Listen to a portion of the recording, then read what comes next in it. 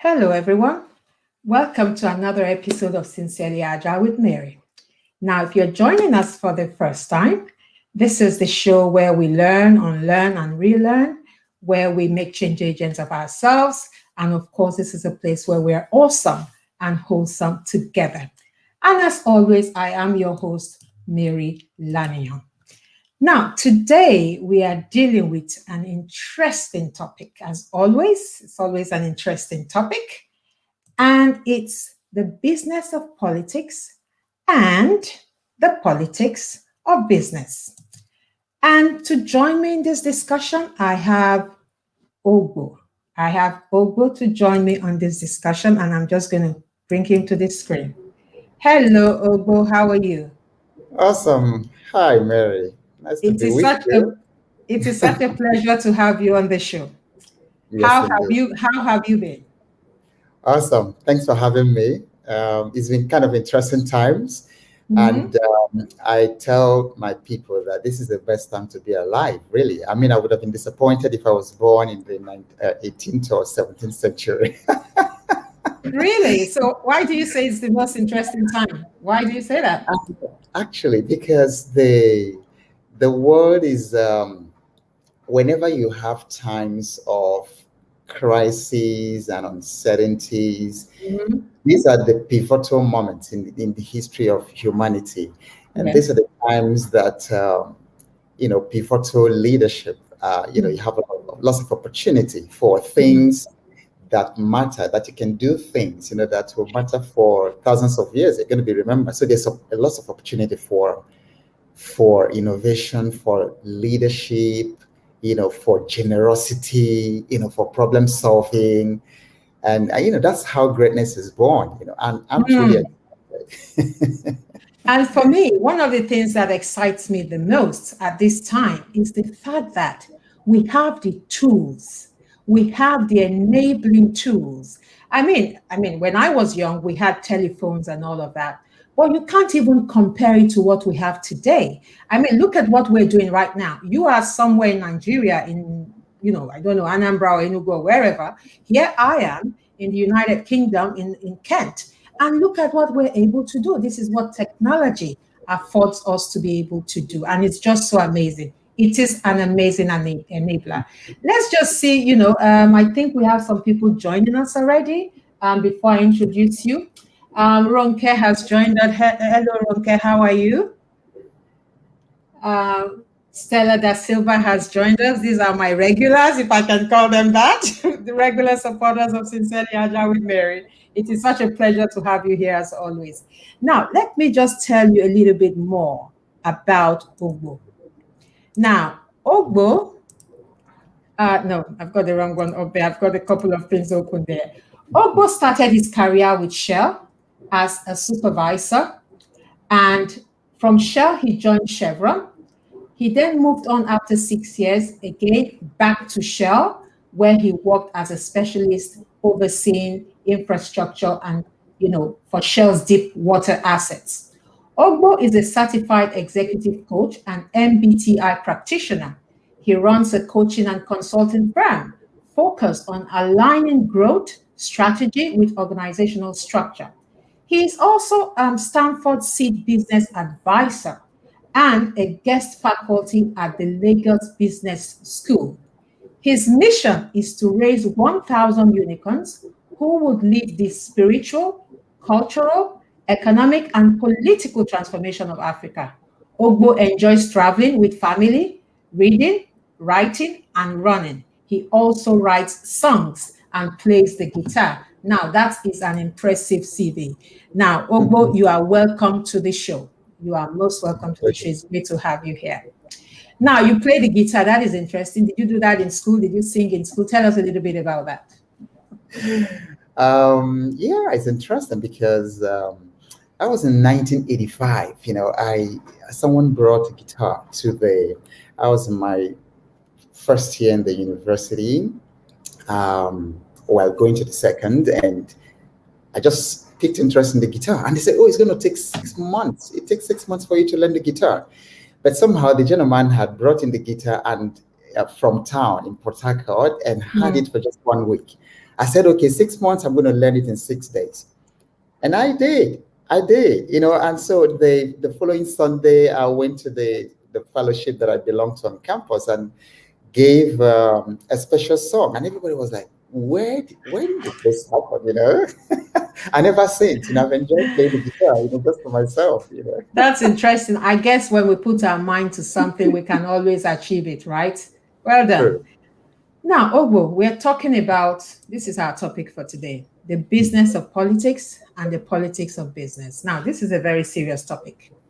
And it's particularly one for me that I'm really, really interested in because on this show, also, one of the things we promote, this show promotes the lean agile mindset from different pillars. We could be talking about leadership today, business tomorrow, education another time. So for me, business, SMEs in particular, is one I take a huge interest in because SMEs, they play a huge part in any society, creating employment, contributing to the GDP. So it is, an area we really should be talking about. So the business of politics and the politics of business. Now, talking about, it says here, no business can create more wealth than its country's constitution provides. Now, the reason I'm asking you this question is that I know you have often talked about our constitution not being, right and how any leadership would fail with that kind of constitution. But however, we're talking in the context of businesses today.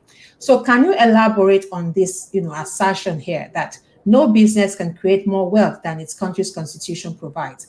In an organizational context, we often talk about how you are only as strong as your weakest link.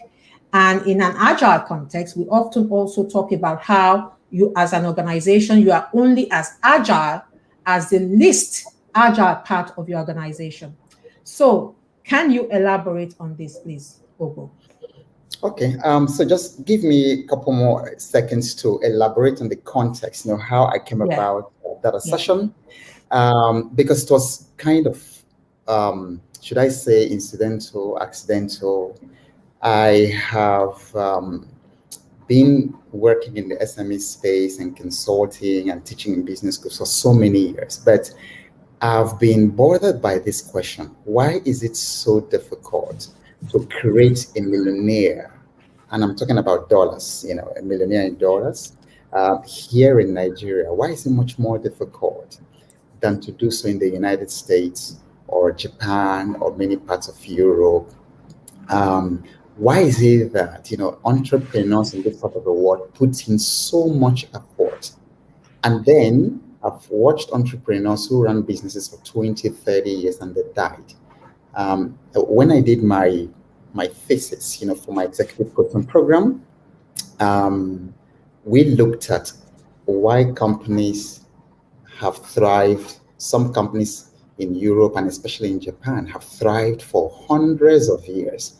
There's a construction company in Japan that is more than 1,500 years old, running business. There is the Twinings in the UK. It's a family business. Twinings been there for more than 300 years. There is the Stella Artois in Belgium, the beer. They've almost been there for more than 650 years, running constantly. So why is it that most businesses in this part of the world, talking about Nigeria, which I'll be using mostly as case study because that's really where the base of my operations have been. Why is it that the average span of businesses around here, maximum like 30, 40 years, once the promoter or the owner died, that was the end of the business. And then, I looked at all places, but by chance, I began to see that, the Constitution actually has something to do. Why in a nation of 205 million people, that's Nigeria, you do not have more than, I forget what the statistics are, but I think it's like 12,000 millionaires or something like that in dollars. And Mary is also very interesting because about 98 to 99% of businesses in this part of the world never in their lifetime make revenues of $1 million. Never. And then even not just revenues, even the total assets of $1 million in today's Naira, that's like 500 million Naira. Only 1 to 2% of businesses ever attain that kind of status. And so I began to look at so I met a constitutional lawyer, who became a mentor to me.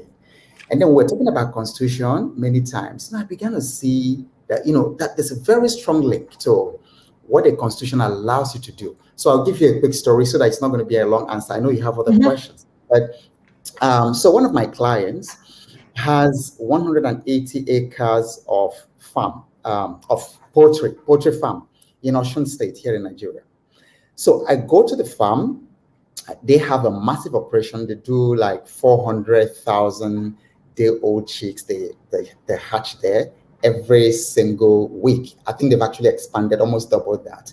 Massive farm. Now, they are employing in that community more than 600 people, providing jobs. Now, from the main road to their farm was about 11 kilometers of road. They asked the state government to do that. Of course, they wouldn't. Local government give us road, they wouldn't. Okay, so now they decided that they were going to do the road themselves. Guess what? And then people on this call who are in business, in SME space here, they've experienced it in one way or the other. Then they brought out their money to do the road.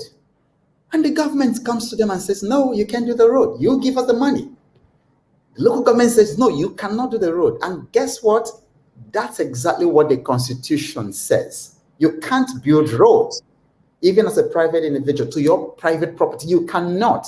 And even when you have the money to do it. So that's just one example of how the Constitution limits wealth. There are so many examples.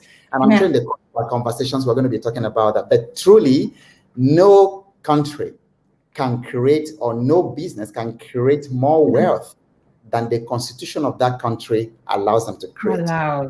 Wow. You know what? With the context you have just given, that just highlights the limitation. Because imagine the business you're talking about. They have the money and they're ready, they're willing. But the Constitution stops them from doing that. And I can't even begin to imagine what other stuff the Constitution, puts a blocker to. Wow. Ogbo, thank you for explaining that. I'm sure some people will be like, is this really happening? Let's see what our audience is saying. Okay. Emmanuel is here. Emmanuel, nice to see you today. Hi. Now, leadership is key to the success of these businesses. They also protect their brand fiercely. Absolutely. Leadership is key. And it's leadership both at, in every sphere. Leadership within the business. We've just talked about local government, and at the federal level as well. I mean, that is leadership totally gone wrong there. And of course, backed by the Constitution. Now, to my second question now. What are the major impediments to creating the right environment for business to thrive? Now, you've just mentioned one. The Constitution is a huge blocker. But aside from the Constitution, what else is constituting an impediment to SMEs? And like we already said before we came on air, SMEs are a huge contributor to our society in terms of creating employment, in terms of, GDP.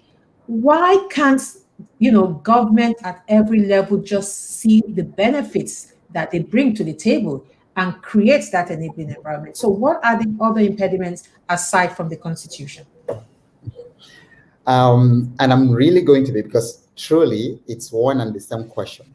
So it is more or less, yeah. I'm going to come at it at different angles because I'm hoping that, because first of all, a disclaimer, I'm not a lawyer, and I hope people understand that. Now, but I kind of straddle this space, so lawyers understand law, business owners understand, entrepreneurs understand, but there's hardly a cross communication or something between them. And the entrepreneurs need to know the matters of the law, because this very question you asked right now, we can answer many things. And typically in the textbooks, you hear things like infrastructure, you hear things like, rule of law and all that. These are all constitutional matters. Now, and for our audience here, there's a difference between the Constitution and the law. Now, the Constitution is the mold upon which the laws of the land are made. Therefore, if the Constitution is faulty, every other thing has a problem, along with it. Now, the House of Representatives or the senators and the people that we elect there, that's why they are called lawmakers. It's not their prerogative to create the constitution. They make laws based on the existing constitution. I looked at the Constitution of Japan. I looked at the Constitution of America, which is one of the oldest constitutions because made since the 18th century. They are running with very few amendments that they've made over the centuries. Now, the Constitution. So the connection is the Constitution actually locks down the economic assets. There are different rights you have in your Constitution. But often when we talk about rights, people are talking about human rights and they're only talking about the civil rights and the political rights. But there is the economic rights. For instance, talking about infrastructure, Nigeria has hardly been able to generate at any time up to 6,000 or 7,000 megawatts of electricity. Meanwhile, we need at least 100,000 megawatts to run the economy. But the Constitution of Nigeria has what they call a list of exclusive items. That includes electricity. You cannot generate electricity by yourself. So everybody, and then I've worked with businesses here in the country, and they tell me that the cost of sales that ranges from 60 to 60% of their cost of sales is electricity. So you can imagine the margins that's locked, the profitability that these businesses lose because of one single item of electricity. Now, if you remove that electricity from the exclusive items, Nigeria can get electricity, and this problem has been the same thing we've been talking about since the 1970s. Nigeria can generate enough electricity if you remove it from exclusive items and allow governments, allow individuals to generate electricity. Because by the law right now, if you generate electricity, you can actually be jailed. But hold on a minute. If I buy a generator and go and buy petrol, I'm generating electricity. You may, but the law, this constitution, actually can imprison you for generating electricity and giving to your neighbor. That's a strange thing, about the whole thing. Now, then you talk about license to import things is also in the exclusive list. Therefore, this government, because of the constitution, they are empowered to make people rich, and they're empowered to make other people poor. Right. Just by the import licenses. Now, do you know too that this government, this constitution, allows them to be able to give differential? Because one of the biggest problems that people doing business in Nigeria have right now is sourcing forex, for their imports and things like that. But do you know that there are people whom they will give the dollar at 200 naira, or even 150 naira? But you don't have access to it. And if you have, they tell you to go to the black market and you're buying at 480, 400. So how can you compete with the individual that is getting forex at 200 naira and you're buying yours from the black market at 480? So these are the irregularities. So when you talk about the things that prevent the obstacles, that make it difficult for SMEs to prosper, these are the things. It's embedded there. So, but I've been telling business owners, you need to understand where the problem is coming from so that we, all of us together, can actually have a great conversation. One more point on that, because the people who are making these policies are not entrepreneurs. We are not represented in politics. They are not entrepreneurs. People are making policies for you who have no clue what it is to run a business. They've never run a business. And all they do is, send tax tout, after you to close down businesses. Do you know also that the Nigerian businesses, there are at least 150 taxes that you're supposed to pay? How can you survive in that environment? So these are the obstacles. And all of them, the taproot of all these problems you see on the surface is the constitution that we are running. Yeah, and you see, you talked about the different taxes that businesses have to pay. Fair enough, but let it be reviewed to say, okay, do we have multiple taxes? Is this fair on small businesses? I mean, we should be creating an enabling environment for businesses. For example, here in the United Kingdom, as a business, if you're owing They won't come and just close your business. There will be communication about how can we help you. Let's come to the table and talk. Where are you struggling? Okay, how much can you pay? Because they see the benefit in keeping your business up and running. Because even if it's just three people in that small business, that's three people employed instead of being on the benefit list, if you see what I mean. So we need to get to that, we need to make that fundamental shift in mindset to say it should be about how we can help businesses thrive, not become a monster and and think, shut them down, as it were. So I really hope we will get to that point where we start thinking differently and start creating enabling environments and help small businesses thrive. Now, from a population perspective, Nigeria is the giant of Africa, and I use the word from a population perspective. Yet Twitter took its HQ to Ghana. You know where I'm going with this. Why are we not a choice location for Twitter? I mean, this has been making the rounds recently, and I thought I'll bring it up. Okay. Nigeria is the giant of Africa. And when it comes to usage, I mean, using Twitter, I think we're about 40 something million, and Ghana is just about 9 million. You would think that Twitter would be running, and I mean running, to Nigeria. Why are we not a choice location?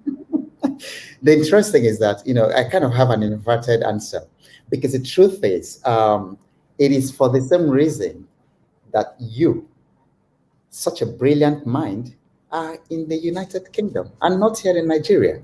It's for exactly the same reason that we have the brightest minds and brightest professionals all over United States, in NASA, in everywhere, in Microsoft, it's Nigerians, the best software engineers, in Apple, everywhere, in the White House, in Canada. It's exactly the same reason, because you have a land that literally swallows its inhabitants. And then people are running away. And so when you bring it down, it still comes down to the law, to the politics, to the right, to the way the country is structured. This country is not structured to survive. It's not structured to help you succeed. Therefore, when people are here, they fail. And our children go to America and they blossom. They do extremely well. And then we celebrate it, which actually makes me angry, because often they talk about the Konjo Iwealas, or maybe some Nigerian who becomes the dean or vice chancellor somewhere abroad, or somebody who discovers some. Why is it not? Is the same Nigerian? Is the same Nigerian stocks? Why are these inventions and these things not happening here? It's not because those Nigerians out there are more brilliant than the ones here, but the environment is not structured to support merit, to support research and development, to support invention.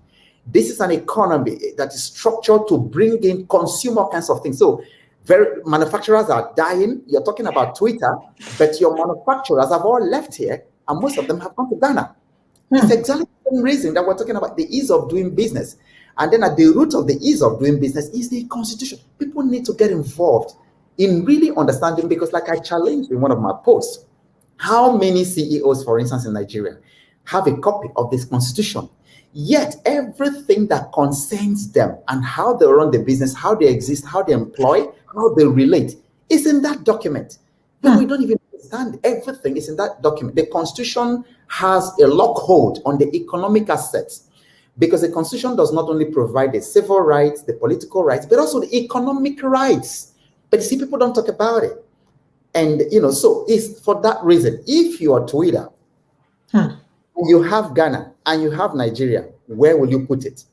And it's only Twitter. There are so many other, the Stanford seed that I'm involved in. The majority of the participants in the Stanford seed program are Nigerians. More than half them are Nigerians. They're just a sprinkle. But why did they put it in Ghana? Come to talk about even something as small as infrastructure, as electricity. Do you know how much they will be spending on electricity alone, running a facility here versus in Ghana? So it's a no-brainer. It's the same reason for which professionals like you, like me, yes, have also left that place. So because there's something, the land that's kind of consuming its inhabitants, but we can fix it, and we really have to. And indeed, we can fix it. Of course, I mean, like you said, it's almost as though our environment sets us up for failure. But having said that, there are businesses that somehow have found a way to survive in that country. There are people like you who are still in the system. I mean, we ran away, fair enough. I'm in the UK. There are people who are still in the system who are finding a way to survive. So I want to take this to our next question. Ask not what your country can do for you. Ask what you can do for your country instead. So, what is the role of the average Nigerian in making Nigeria great again? Now, it is not always easy when things are not working, when a society is not working. You go left, you hit a blocker, you go right, you hit a blocker. Even those that are succeeding, what it simply means is that given the impediments that they have to face as individuals and as a business, they are probably achieving half of what they would otherwise have achieved, or even a quarter of what they would otherwise have achieved had the environment been much more enabling. So we have been talking about the Constitution since I was a child. I mean, as a child, I remember when in Benin, those days, when they want to take the lights, they would announce it on the radio that they want to take the light. So people were often ready. And those days, how many people had generators? We mostly used lantern and those gas lamps. But I remember very well they would announce it on the radio. And when they take the light, I remember my father would say, "Stay where you are, stay where you are." That's what my father used to say. Everybody stay where you are, making sure everybody is safe. And then so many years later, I relocated to Nigeria. Now, by the way, I did try. I relocated to Nigeria for a good 7 to 8 years, and I tried to hustle there and do stuff there. It wasn't easy, I must tell you. And then I came back to Nigeria with all my children. Some of my children went to secondary school in Nigeria. And then they took light. NEPA did its thing. And I remember telling my children, "Stay where you are." Repeating what my father used to say, "Stay where you are," until we got the lights on and everything. And then I had a moment. I was like, wow. My father used to say this to us. Now I'm saying the very same thing to my children. How many years on? By this time, we're talking 4 decades. I was in my 40s then. We're talking 4 decades on, and we still have that same problem. The same problem keeps repeating itself.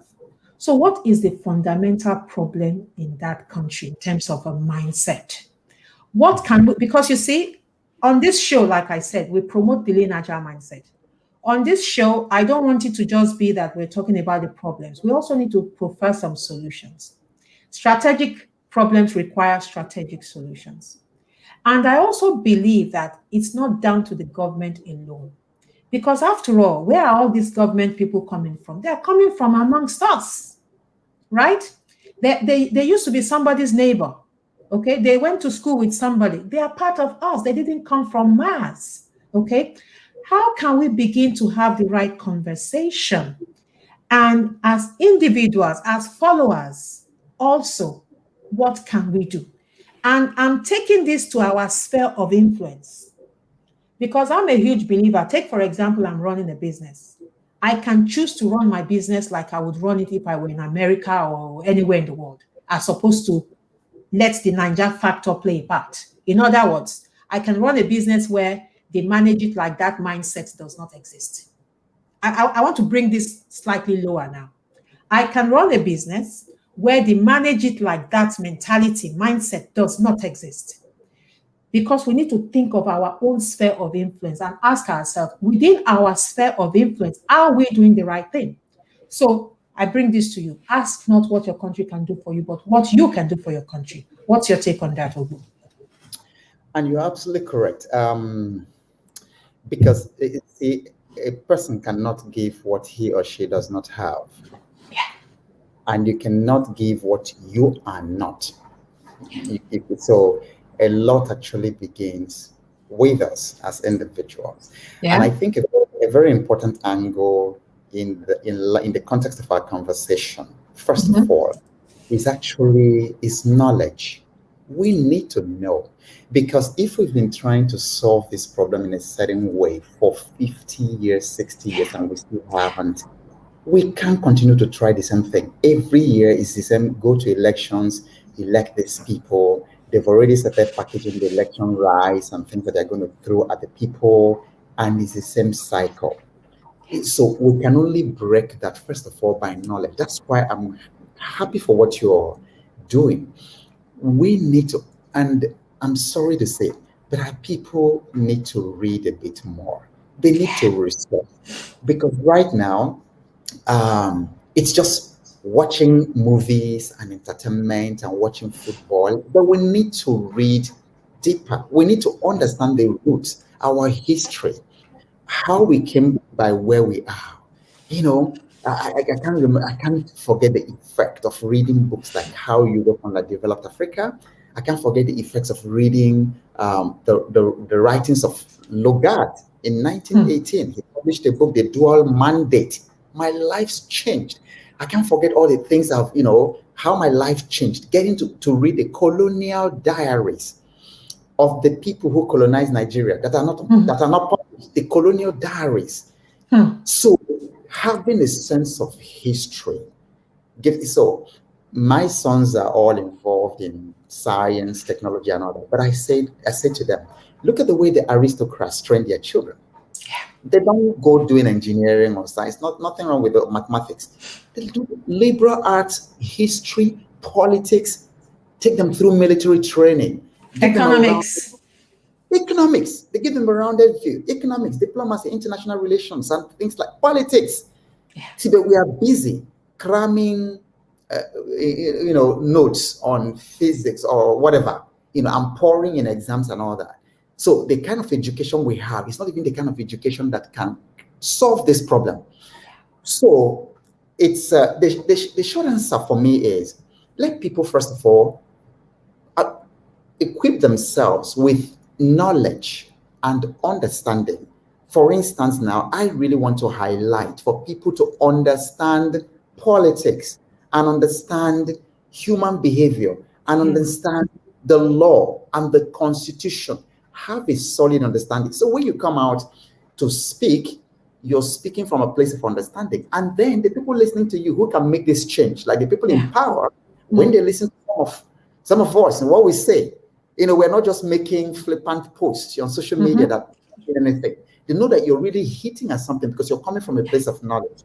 Number two, and that's where people don't look to very much. Number two, people should invest in raising their children with values. With values, because nation building actually starts with values. It's not about all this money. I was just musing today. They call our senators, they call all these government people honorable. And I'm saying that's a horrible thing in our society, because you're calling honorable, very, very, you're putting to honor, showing our children, the people you're calling honorable, thieves, robbers, extortionists, killers, assassins, ritual murderers. And then you present them to society, to the young people, as honorable. What's honorable about these people in Nigeria? And I tell them to their face. I go on my city, they call them honorable. So what is honorable about you? About all these things you guys are doing, stealing the country dry, not caring for people. Let's teach our children. Let's show examples, like you said, in our spheres of influence and all that. Like in my business, I determined I will not give bribe. I have lost businesses because in this place, a state government hired me to do something for them, and it was supposed to be like in 5 phases.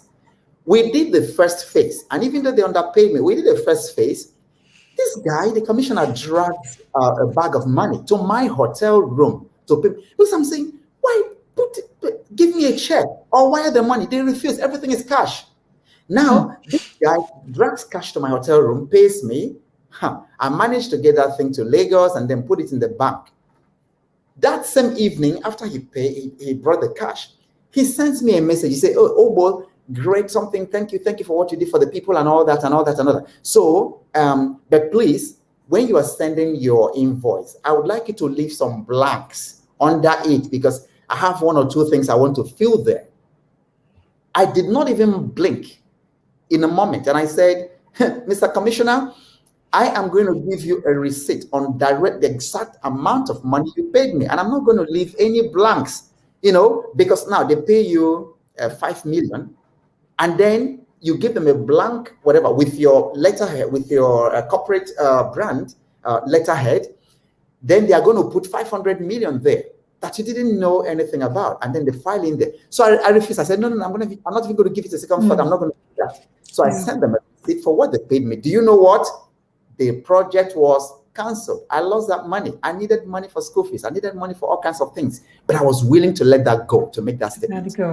You're a fool. But you see, wherever you are, because like somebody said, don't make the money that the money that God, God doesn't have for you. Don't go make it, because it's going to ruin. So everywhere I go, I sleep peacefully. I don't have to look over my back and things like that. Nobody will come and say, okay, we give you this. And then tomorrow, when I want to go say I want to run for political office or do something, nobody's going to look at the books and say, oh, okay, this guy, we gave you this. Because I remember, see, I'm not a religious person, but I read the Bible and I believe in Christ. Because he was moving with his disciples, and he told them, hey, listen, I see the prince of the power of air coming, but he has nothing in me. He said, look, I see Satan coming, but he has nothing in me. So as long as he doesn't have anything, he can't knock, he can't come into your door. So, but these politicians and these people, when they have something in you, they can knock. You can't even stand and speak. Like I was talking to my grand billionaires who can come and speak, because all their wealth was created. They made this for them. They gave them all those import licenses that made them billionaires. They gave them all those juicy contracts, the IPP, independent power, whatever programs. They gave them all these things. So you can't stand up and speak against them. And then you give them bribe. They give you bribe. You bribe them to do things. So tomorrow they're going to come and say, oh, this guy that's speaking, he bribed us. So I lost many businesses, especially with government, because I refused to dance to that. So we can make those changes. And most importantly, let's not focus on individual successes, because that's really where we've been failing. Yeah. So like my Yoruba brothers say, that a billionaire in the midst of poor people, everybody in his community is poor, and he's only billionaire. I say he's still a poor person. He's a poor person. So it's not just individual. Okay, this one is a star. He's done well. He's doing business very well. But how do we get it to be a collective? Yeah. So together, we can, lead this transformation. And I like the example you just gave, that billionaire in the midst of, millions and millions of poor people. I mean, we have a country where there's still a lot of infrastructural issues. I mean, a lot of people in government have lost children, lost their husbands, lost their wives, lost their mothers on bad roads. So we are all faced with the same bad infrastructure, the same, society that's not working. And one day that gap in society will not work for you. I mean, even if you own a private jet, look at what happened during this COVID period when you had a private jet and you couldn't even fly anywhere. So we really need to look at working towards a society that works for everybody, regardless of where you are in terms of the ladder there. So very great responses there, Ogbo. Thank you very much for that. And you seem to have touched on this a little bit. Let me just see what our audience are saying. I like to carry our audience along. Let's see. We've got someone there said you should be the president of Nigeria. Stella said that earlier. I showed that up earlier. Stella said Ogbo for president. Ogbo for president. I'm just trying to. There you go. Okay, Twitter has common sense. That's what Stella is saying there. Twitter went to Ghana because they have common sense, and there she says Ogbo for president right there because of your views, obviously. And it's so important what you've said, that we really need to empower ourselves with knowledge. It is so important. They need to, basic skills. Now, this is seriously lacking. I remember when I think about 3 shows ago, and I had someone come talk about blue collar jobs. Even in the vocational sector, there's a huge gap. You call a plumber to come and do something in your house, they add more problems to your problem, and then they tell you manage it like that. So there's a huge gap in almost every aspect of society. Now we really need to step up here, and this is why I asked the question: what can we do in our own sphere of influence? And I have someone in the audience here, Kemi. She has a business, and it's amazing the way she runs her business. She trains her staff so well. If you go into her shop, oh my God, the service you would get. And this is what I mean by our sphere of influence. Now, she obviously hires sales girls and sales boys and stuff like that. When they come to work for her, I'm not joking, they leave her improved. They leave her improve because she trains them, so they leave her a better person. And this is what we should all be doing in our own sphere of influence. Even when we have house girls, like we call them, how domestic staff, we should, endeavor to start training them, because knowledge is key. I have a friend also, I think, Ogbo. She trains nannies. She trains house helps these days. We need to start looking at things differently. So if you need a house help, you are not looking at another level of house help. Somebody who has gone through training. And Google does that in Nigeria. And when I found out that she does that, I was so excited, because this is where we should now start going and stop waiting for government. We need to stop waiting for government. We really need to. More comments here. Wish there are more like you. Absolutely, absolutely. Ronke says, ask the right question of those who are being touted to govern. The ones already elected who are not performing should be taken to task and voted out at the next election. But hey, I agree with this statement. Ogbo, I'm sure you agree with it. But are the educated ones voting? Are we voting? Who are the people voting? Who are the people collecting the rice and voting?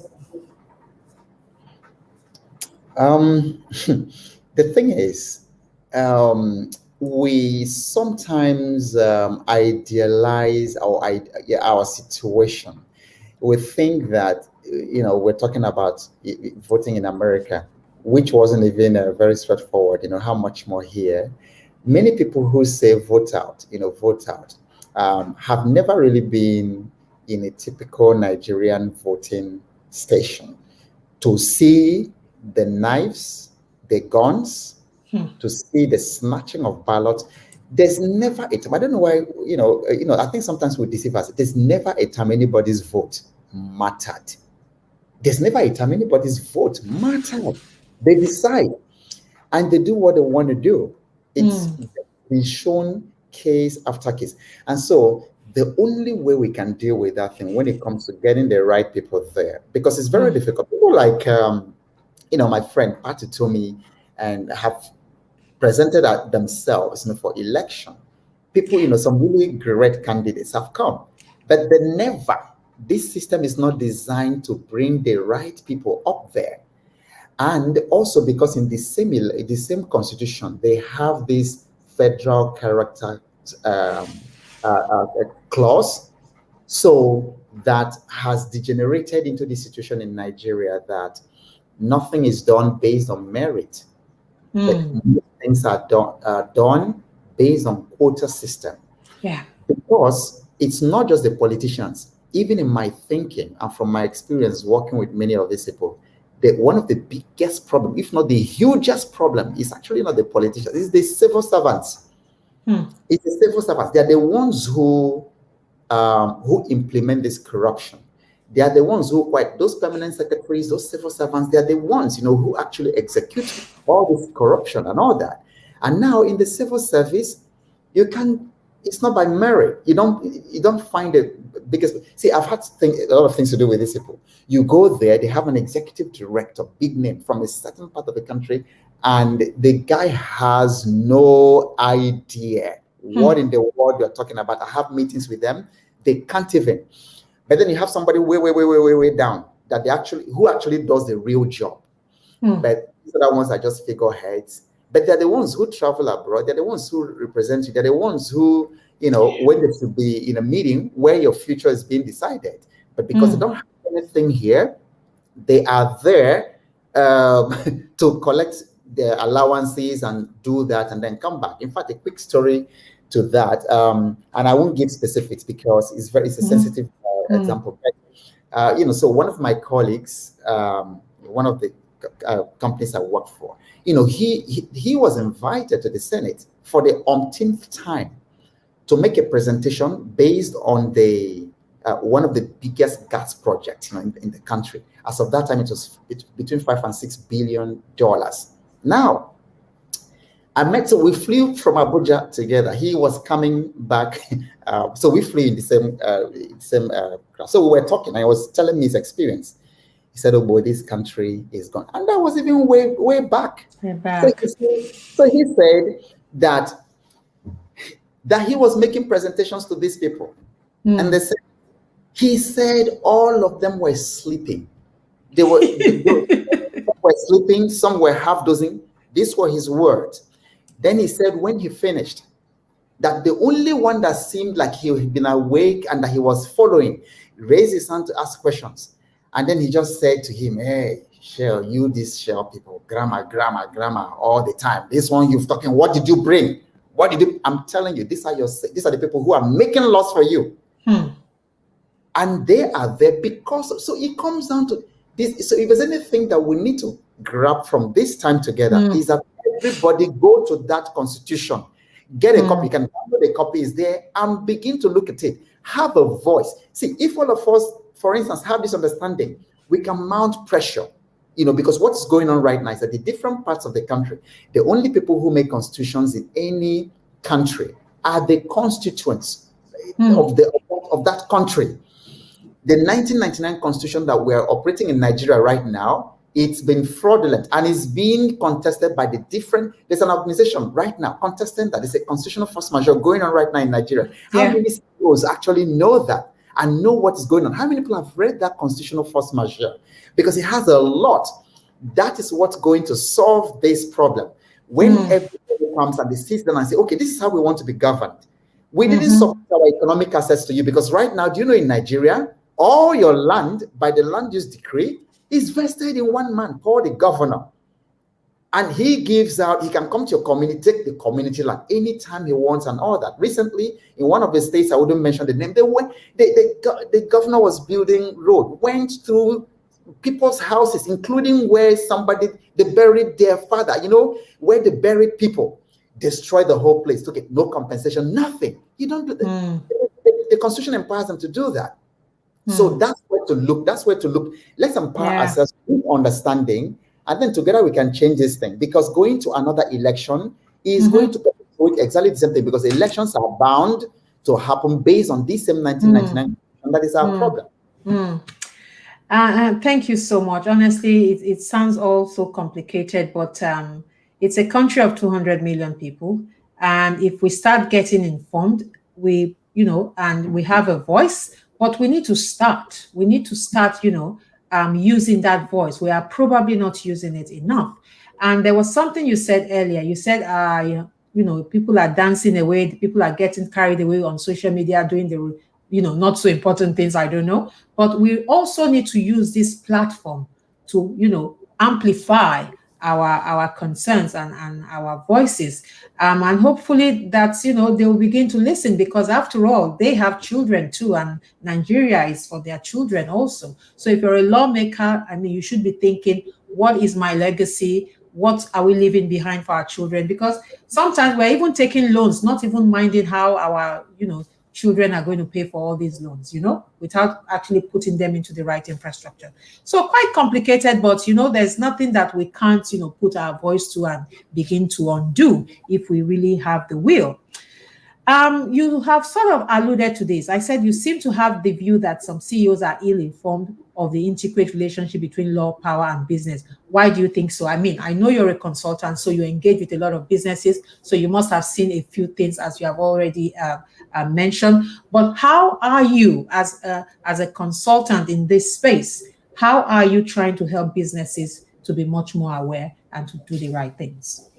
Okay, so many times when I work with management teams, the things we discuss, like I tell them, there are two kinds of problems in a business. So they're what you call the technical challenges and what you call adaptive challenges. And then often most businesses are focused on the technical challenges, but the real thing that makes your management team very powerful and makes you powerful as a CEO is actually dealing with adaptive challenges, not like the type, not just technical, because technical you can always hire, you can always go to Google and then you can solve any technical problem, or you can outsource, go to Fiverr, go to all these places, and then get help. But the issue of technical, because technical challenges are those challenges that do not have any known solution. Adaptive, you mean? Adaptive. So I beg your pardon. Yes, adaptive challenges. Yeah. They don't have any known solution. Yeah. And that's a space to play. There are ways to approach adaptive problems. Yeah. So what I do mostly for businesses is actually help them to not to tell them what to think, but to teach them how to approach solving adaptive problems, including what we are discussing, because an adaptive challenge, so that's what I do. And I want to touch on something you said earlier about, the CEOs helping their people, and developing and training them. I mean, that's cool. These are really my best CEOs, you see, because over the years, I've done, since I left Shell, I've consulted for businesses of all sizes, including some billionaire businesses here. I was talking about some billionaire friends of mine. I've worked with some of them, hand in hand, working for their business and then meeting with them and all that, discussing with them. Now, one of the things I found very interesting, one of the billionaire clients I have, big billionaire, he has all kinds of businesses in 7 different countries, one of these Navy billionaires.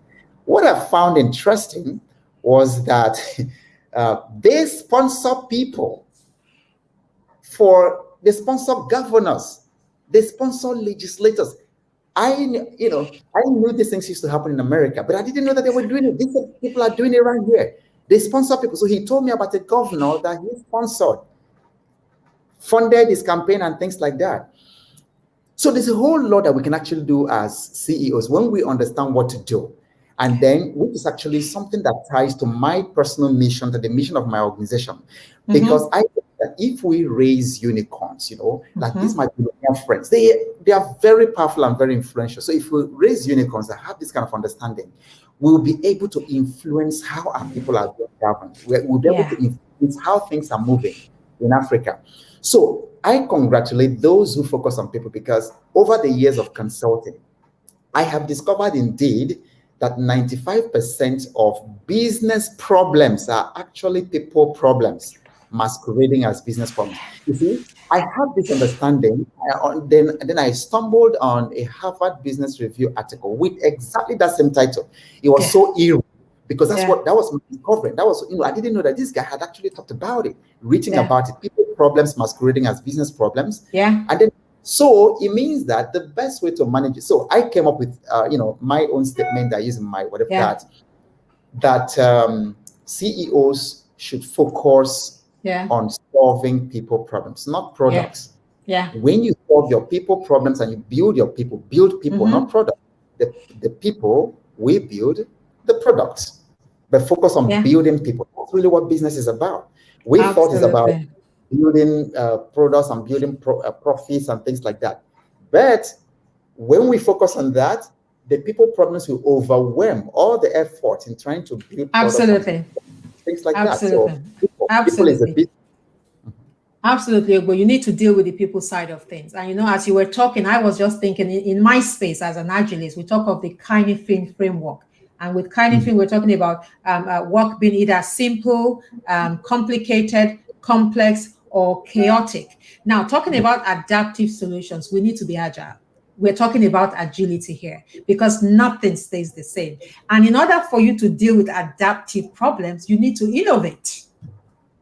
You need to create an environment of experimentation. You need to innovate. And for you to be able to innovate, you need the right people, right? You need the right environment. So it all plays, with each other. Great responses there, Ogbo. Thank you very much.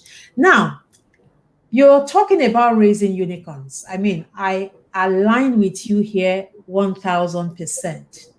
And I'll tell you why. Now, when we started, we're talking about, how you cannot rise above your constitution. You are only as strong as your weakest link. In an agile environment, we say your organization is only as agile as the least agile part of your organization. Now, we talk about leadership, we talk about followership. On this show, I talk about learning, unlearning, relearning. I talk about making change agents of ourselves. It's about changing our mindset fundamentally. We need to create ecosystems of change agents. One man cannot change Lagos State. One man cannot change Ekiti. No. We need a critical mass of change agents that will begin to change, influence their sphere. We need succession planning. I mean, look at all the old people that are still governing us. Where is the opportunity to transfer knowledge, leadership? Where is that opportunity? And, let's go back a few decades. The civil service was not always like this.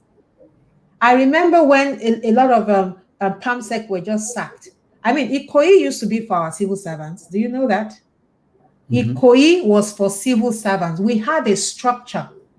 I have a lot of friends who grew up in Ikoyi because their fathers were civil servants. We had a structure, and a lot of PAMSECs did not even own their own houses a few decades back. So by the time, some stuff happened and a lot of them were just asked to leave, I think that was where there was a fundamental shift and people started going back into office to sort themselves out, as it were.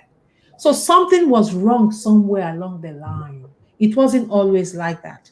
And I really hope we can find our way back, retrace our steps, and begin to put things back in place. But also, we cannot do it alone as one leader somewhere. No, we have to create leaders.